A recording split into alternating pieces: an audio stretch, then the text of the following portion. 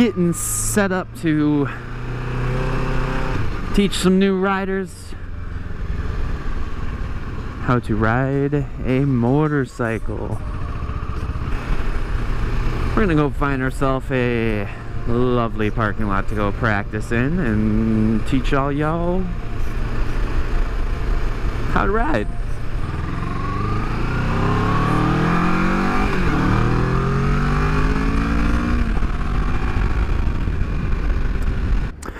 Alright guys, before we get started here, there are a few things I want to talk about before we actually learn how to ride the motorcycle. Every motorcycle is pretty similar. You just have a couple of things you need to know before getting on. Your equipment. First off, on your bike, starting on the left side here, you do have your clutch lever. Your clutch lever is that left green lever on my bike. You have your gear shifter down low. 1 down for first gear, neutral's in the middle, and then 5 more gears upwards. Walking around the bike, you do have your brake lever on the right side, followed by your throttle, your ignition button, and your kill switch. On the right side here, you do notice that we do have the rear brake as well. On a bike, most of your braking does come from the front of the bike. Your rear brake picks up the rest. Each motorcycle does have a little bit different starting procedure. On my particular bike here, which is a Ninja 650, I do have a kickstand sensor, so if the kickstand is up and I try to put that bike in gear, it will kill itself. So let's start it up. Initially, you're going to want to make sure to get gear before starting to ride a motorcycle. Today, obviously, you guys will all see that I am squidding it up. I only have a t-shirt on, gloves, and obviously my helmet that is holding my camera currently.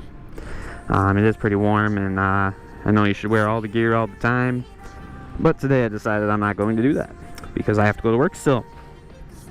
So let's get into the starting procedure of the bike. When mounting a motorcycle, you always want to mount from the left side, just because it is the way the kickstand is.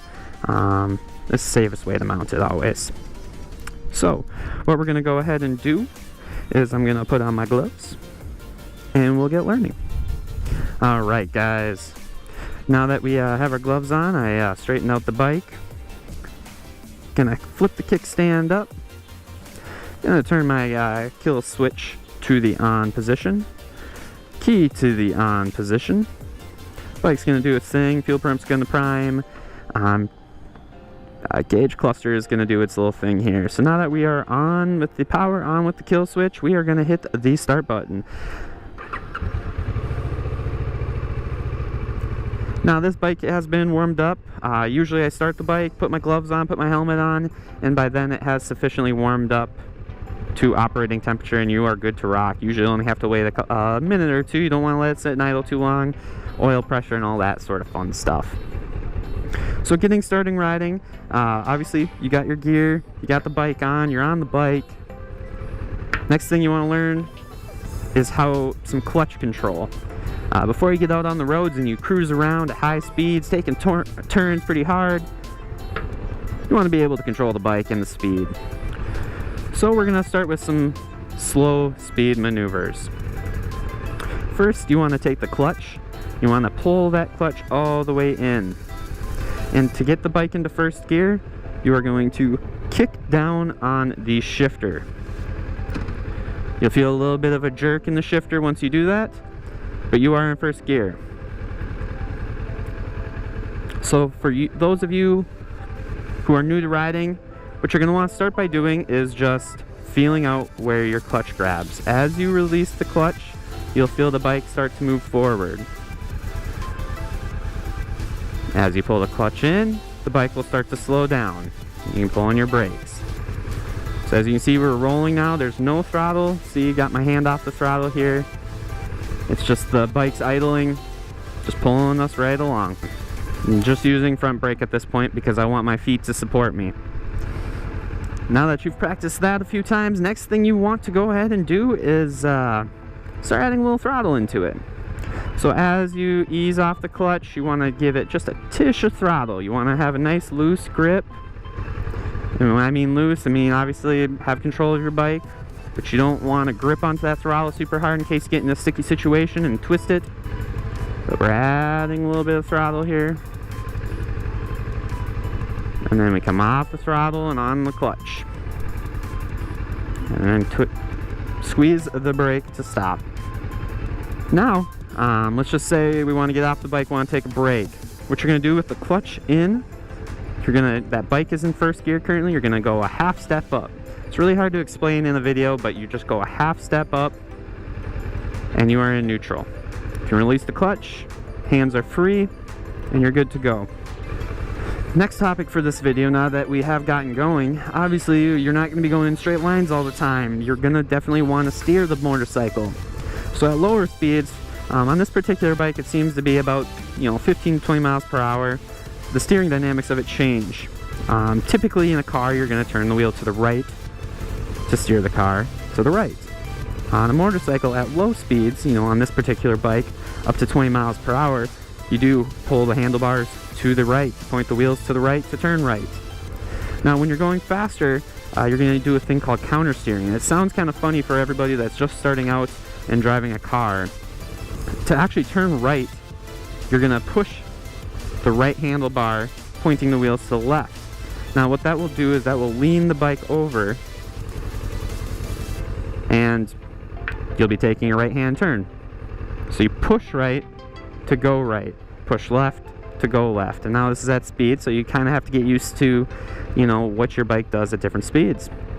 So once you've got that clutch control down, you're used to feeling where it grabs, adding some throttle in so you can take off from a stop at controllable speed. Next you want to learn to shift gears, because you cannot ride in first gear the whole time, unfortunately. So again, we're gonna start by pulling in the clutch because we are in neutral. You're gonna tap down on the gear selector to get into first. You'll see on the dash that we are not in neutral any longer, and we are gonna slowly add a little bit of throttle. As the bike starts to pick up, you release the clutch and you are off. As we pick up speeds, you'll see the RPM start to increase. And then what you want to do is pull that clutch in, release off the throttle. You're in second, add throttle back on as you release out the clutch. And now we are in second gear. So we can roll around. As you slow down though, you will have to reselect your gear. And we're gonna release off the throttle, pull in the clutch. I'm gonna shift it down to first now that we're coming to a stop. Until we come to a complete stop, I'm gonna leave it in first. Then I'm gonna shift up on the gear selector.